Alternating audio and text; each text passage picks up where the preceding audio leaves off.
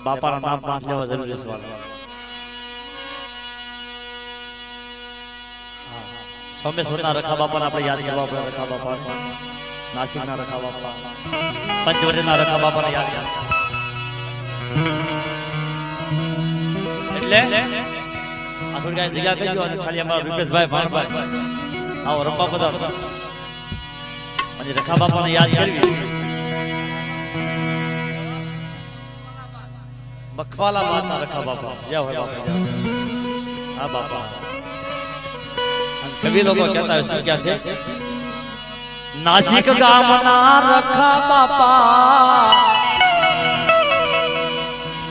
ये नासिक गामना रखा बापा, रखा बापा, रखा बापा, परगट पर जापू दादा दया तुम्हारी, दादा दया तुम्हारी.